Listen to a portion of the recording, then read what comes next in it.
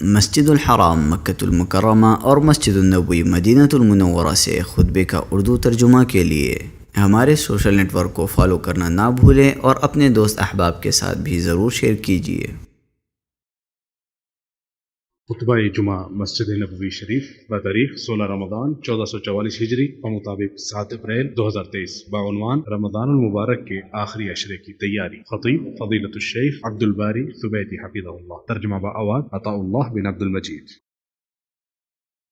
تمام تعریفیں اللہ تعالیٰ کے لیے ہیں جو اپنے بندوں پر نیکیوں کے موسم دے کر فضل و کرم کرتا ہے۔ اسی اللہ کے لیے فضل و کرم ہے، اور میں گواہی دیتا ہوں کہ اللہ سبحانہ و تعالیٰ کے علاوہ کوئی معبود برحق نہیں ہے، وہ اکیلا ہے، اس کا کوئی شریک نہیں، اور میں گواہی دیتا ہوں کہ محمد صلی اللہ علیہ وسلم اس کے بندے اور رسول ہیں۔ اللہ رب العزت کی رحمت نازل ہو نبی کریم صلی اللہ علیہ وسلم پر، آپ صلی اللہ علیہ وسلم کی آل پر، اور قیامت تک آپ کی سنت کی پیروی کرنے والوں پر۔ حمد و صلوات کے بعد میں اپنے آپ کو اور آپ سب کو تقوی الہی کی وصیت کرتا ہوں۔ ارشاد باری تعالیٰ ہے، اے ایمان والو، اللہ تعالیٰ سے ویسے ڈرو جیسے اس سے ڈرنے کا حق ہے، اور نہ تم مرو مگر اس حال میں کہ تم مسلمان ہو۔ آخری عشرے کی پرکیف ہوائیں چلنے ہی والی ہیں، اس کے جھونکے قریب آ چکے ہیں، اس کی روشنیاں نظر آنے لگی ہیں، اور صالح و نیک لوگ اس کے فضائل کو سمیٹنے کے لیے بےتاب ہیں۔ جب انسان اپنے دل کی سیر کرتا ہے، اپنی یاد ماضی کو تازہ کرتا ہے، گزشتہ ایام پر غور و فکر کرتا ہے، اور اپنی کمزوری، کوتاہی، لاپرواہی، گناہوں اور کمیوں کو یاد کرتا ہے، تو وہ اس موسم میں بے اختیار اپنی ہمت و حوصلے کو بلند کر لیتا ہے، اپنے دل کے عزم و ارادے کی تجدید کرتا ہے،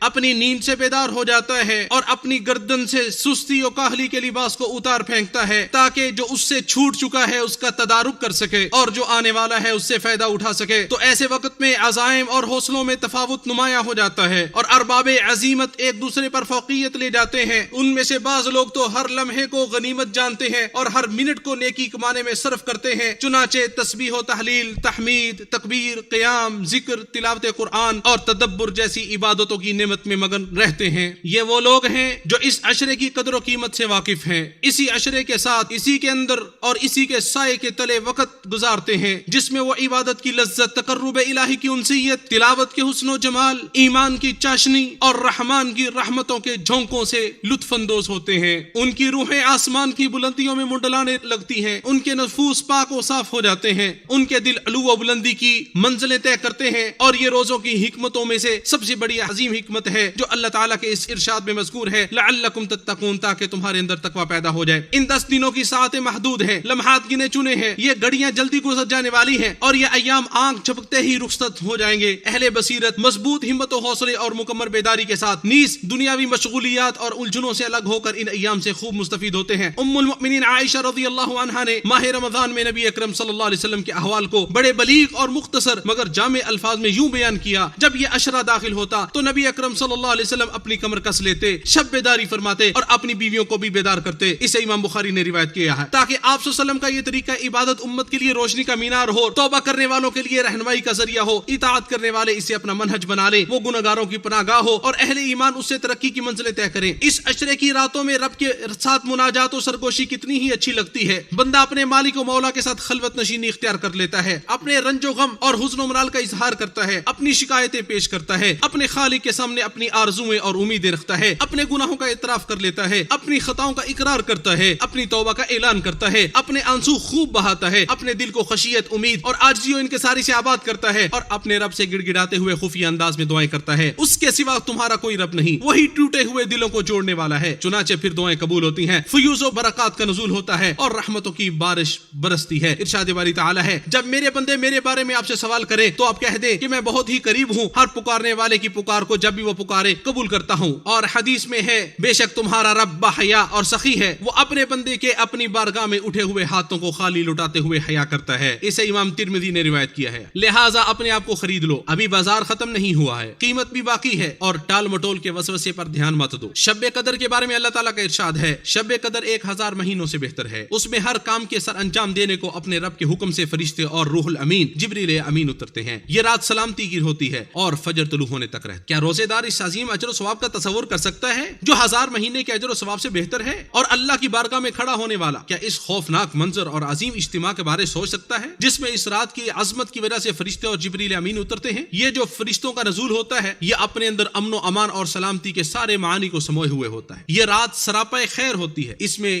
شر و برائی کا کوئی نام نہیں ہوتا. ہر آفت و بلا سے محفوظ ہوتی ہے اور طلوع فجر تک خیر و برکت اس میں اترتی رہتی ہے. اور مسجدوں میں عبادت کرنے والوں پر فرشتے سلام بھیجتے رہتے ہیں. یہ وہ بڑی خوشگوار رات ہوتی ہے، نہ زیادہ گرم اور نہ ٹھنڈی ہوتی ہے. بڑی مبارک رات ہوتی ہے. شروع رات سے طلوع فجر تک خیر ہی خیر نازل ہوتی رہتی ہے. یہ اللہ کے اولیاء اور اطاعت گزاروں کے لیے سلامتی کی رات ہوتی ہے. پوری رات دائمی سلامتی اور سرمدی امن و امان سے معمور ہوتی ہے جس سے ہر وہ مومن بہراور ہوتا ہے جو طلوع فجر تک شب بیداری کرتا ہے. اس عظیم فضل اور بکثرت اجر و ثواب کی مناسبت سے ہمیں چاہیے کہ ہم بالکل تیار ہو جائیں، مسلسل عبادت کرتے رہیں، جن چیزوں کے ہم عادی ہو چکے ہیں انہیں چھوڑ دیں اور صبر و تحمل کا مظاہرہ کریں. یہ تو بس چند ایام ہیں، پھر پھل توڑنے کا وقت آ جائے گا اور انسان اس بات پر اپنے رب کا شکر ادا کرے گا کہ اس کے رب نے اسے چن لیا تھا تاکہ وہ اس غنیمت کو حاصل کر سکے، اس کی نیکیوں میں اضافہ ہو سکے اور وہ برکتوں سے بہرہ مند ہو سکے. حدیث شریف میں ہے، نبی کریم صلی اللہ علیہ وسلم نے فرمایا، تمہارے اوپر ایک مہینہ آیا ہے جس میں ایک رات ہے جو 1000 مہینوں سے افضل ہے. جو شخص اس رات سے محروم رہ گیا گویا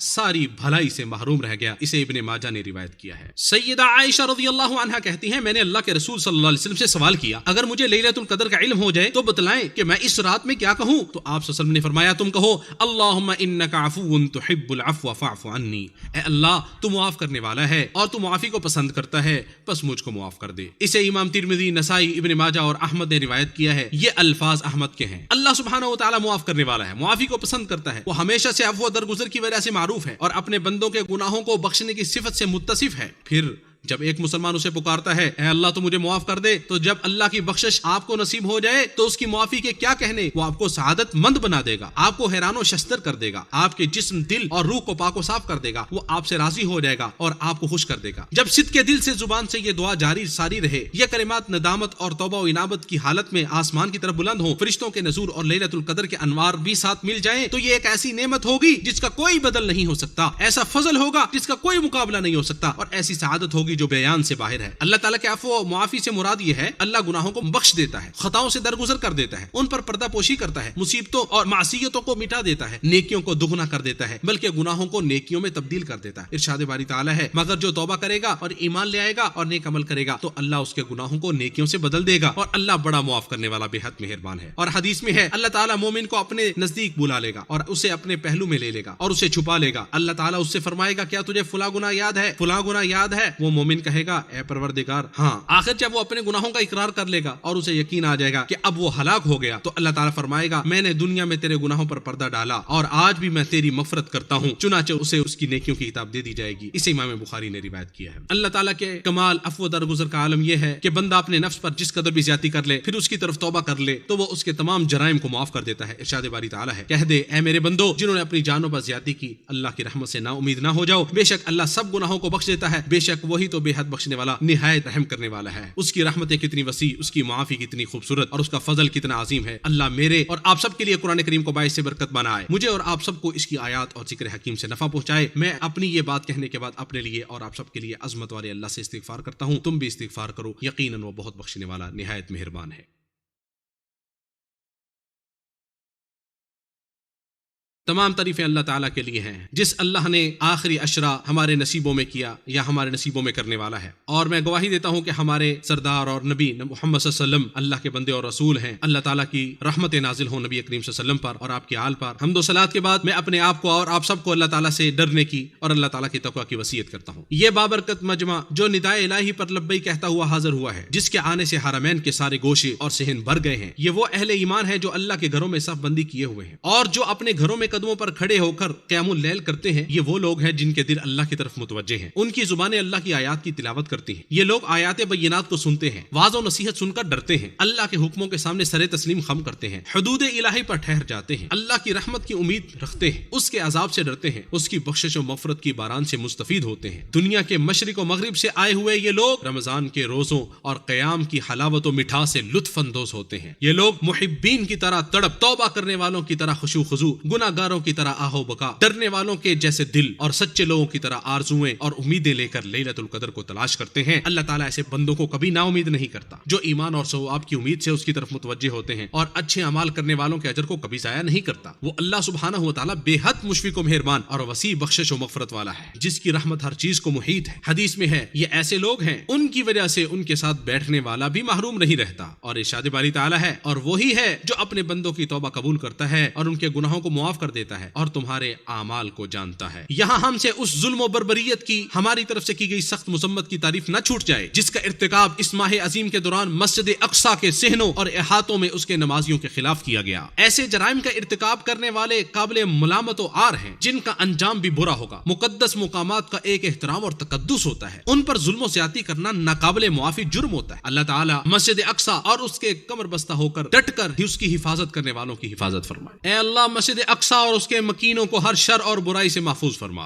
اے اللہ ان کی خصوصی حفاظت فرما، ان کی نگہبانی فرما، ظلم و زیادتی کرنے والوں کے مکر و فریب اور تدبیروں کو انہی کے خلاف بنا دے۔ اے اللہ تو اسلام اور مسلمانوں کو غلبہ نصیب فرما، کفر اور کافروں کو رسوا فرما، دین کے دشمنوں کو تہس نہس کر دے، اس ملک کو اور تمام اسلامی ممالک کو امن کا گہوارہ بنا دے۔ اے اللہ ہم تجھ سے ہر بھلائی کا سوال کرتے ہیں، خواہ وہ جلدی ملنے والی ہے یا دیر سے۔ اے اللہ ہم جانتے ہیں یا اسے ہم نہیں جانتے، اور ہم ہر اس برائی سے تیری پناہ مانگتے ہیں جو جلدی آنے والی ہے یا دیر سے، جسے ہم جانتے ہیں یا ہم نہیں جانتے۔ اے اللہ ہم تجھ سے جنت کا سوال کرتے ہیں اور ایسے قول و فعل کی توفیق کا سوال کرتے ہیں جو ہمیں جنت سے قریب کر دے۔ یا اللہ ہم جہنم کی آگ سے تیری پناہ چاہتے ہیں اور ہر ایسے قول و فعل سے بھی جو ہمیں جہنم کے قریب کر دے۔ اے اللہ ہم تجھ سے خیر و بھلائی کی ابتدا و انتہا، اس کی جامع چیزیں اور اس کے اول و آخر ظاہر و باطن کا سوال کرتے ہیں، اور جنت میں بلند درجات کا سوال کرتے ہیں۔ اے اللہ تو بخشنے والا معافی کو پسند کرتا ہے، لہٰذا ہمیں معاف فرما۔ اے اللہ ہم تیری نعمت کے ظاہر ہونے سے، تیری دی ہوئی عافیت کے پھر جانے سے، تیری ناگہانی گرفت اور تیرے ہر قسم کی ناراضگی سے پناہ مانگتے ہیں۔ اے اللہ ہمارے امام خادم حرمین شریفین کو اپنے پسندیدہ کاموں کی توفیق عطا فرما، ان کے ولی عہد کو ہر خیر کی توفیق عطا فرما، ان دونوں کو نیکی اور تقوی کے کاموں کی توفیق عطا فرما، اور تمام مسلم حکمرانوں کو اپنی شریعت کے نفاذ اور اپنے نبی کی سنت کی پیروی کرنے کی توفیق عطا فرما۔ اے ہمارے پروردگار ہمیں دنیا و آخرت میں خیر و بھلائی عطا فرما اور ہمیں آگ کے عذاب سے محفوظ فرما۔ ارشاد باری تعالیٰ ہے ان دونوں نے کہا اے ہمارے پروردگار ہم نے اپنی جانوں پر ظلم کیا اور اگر تو نے ہمیں نہ بخشا اور ہم پر رحم نہ کیا تو یقیناً ہم ضرور خسارہ پانے والوں میں ہو جائیں گے۔ اے اللہ درود و سلام نازل فرما نبی صلی اللہ علیہ وسلم پر، نبی صلی اللہ علیہ وسلم کے آل پر، اور ہماری آخری پکار یہ ہے کہ تمام تعریفیں اللہ رب العالمین کے لیے۔